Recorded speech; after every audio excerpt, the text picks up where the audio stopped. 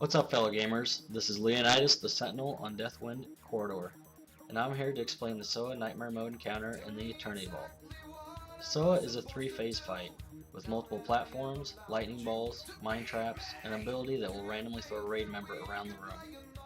SOA will have over 1,084,000 hit points in Nightmare Mode. You will start the encounter immune until 6 seconds after engaging him. First phase is mainly tank and spank. He will randomly put purple pools on the ground that just need to be moved out of immediately.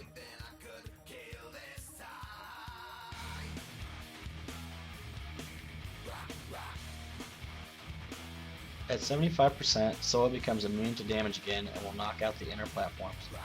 Best rule is to move the raid to the outer ring by the ledge where you enter the room. After SOA knocks down the inner platforms, the raid needs to bunny hop down to the second phase. DPSing the ancient power sources on each ledge, which will knock that platform down to be used to get to the second phase. Group up the raid after platform jumping down, and then AoE healing while waiting for the platforms to fall down seems to be the smoothest way to do it.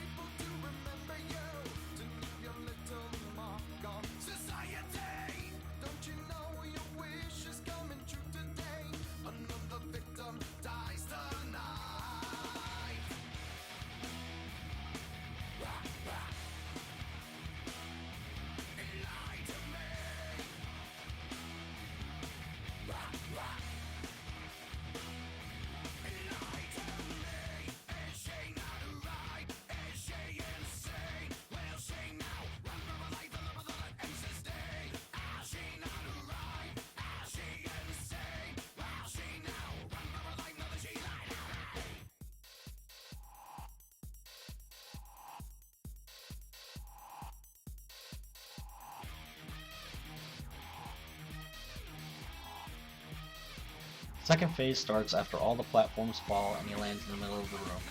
He will be immune to damage again for about 5 seconds. After his immunity shield wears off, he will immediately mine trap a raid member. The mine traps have over 25,000 hit points in Nightmare Mode and need to be quickly DPS down to free the raid member. Around 10 seconds after trapping a raid member, he will target and spawn lightning balls. The encounter will call out which raid member's lightning balls are coming after.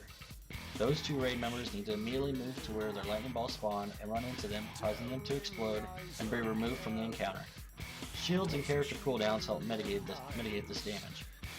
Timing on this is crucial because you do not want your lightning balls moving near your raid members, as they will do AoE damage to other members. After this, the boss will randomly target a raid member and toss them around the room, doing damage to them, not allowing them to do anything else. At the end of this, he will smash the raid member towards the center of the room and do damage. This is also another reason why it's crucial to keep lightning balls on the outer ring platforms.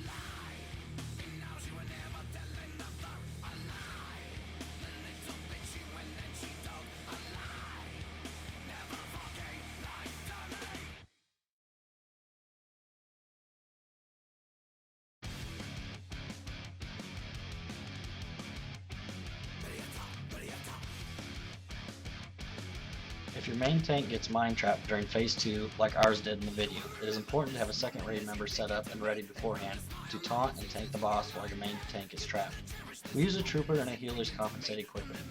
Another thing to keep in mind is if a raid member gets lifted and tossed around the room while a lightning ball is chasing him, the ball will stop moving and sit in place but continue to do AoE damage to anyone near it. Make sure and shift if needed.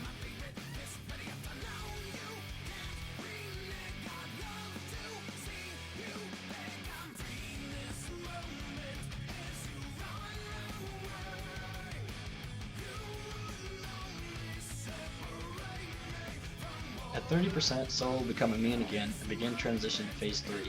He will knock out the inner platforms again, so make sure to move quickly to the outer ring and prepare to jump down the platforms the same way after phase 1. One thing to keep in mind is anyone still mine trapped should be automatically freed. The main thing you need to worry about while transitioning to phase 3 is anyone being lifted and tossed around the room. Also make sure you do not have any lightning balls loose, for they can cause havoc if they end up on a fallen platform.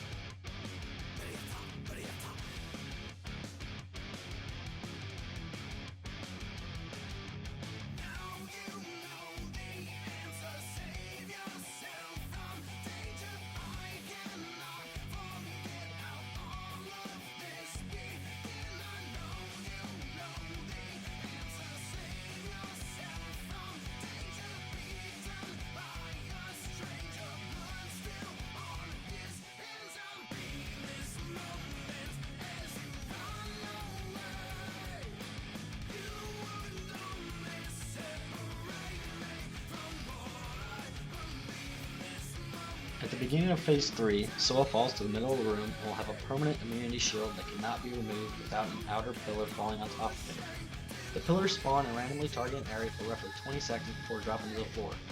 Only the tank and boss should be under the pillar as it falls because it will do damage to raid members. SOA will still mind trap raid members and spawn lightning balls to chase raiders. SOA also seems to threat wipe immediately after spawning each mind trap. We just called this out and had our tank taunt him each time.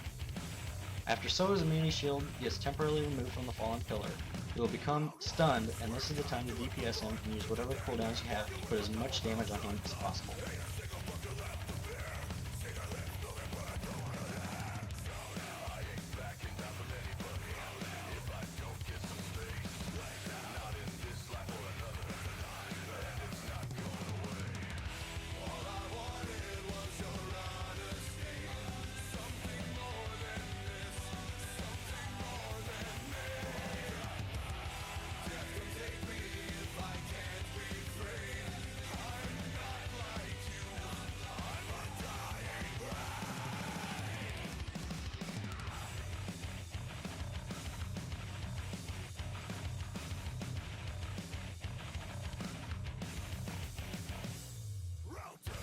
Also during third phase, just like second, we had our main tank get mind trapped.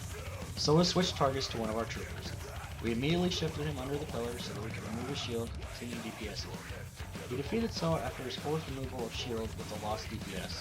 It is important to keep in mind that after the fourth pillar hits the ground, SOA will become enraged and the encounter will almost certainly become a wipe.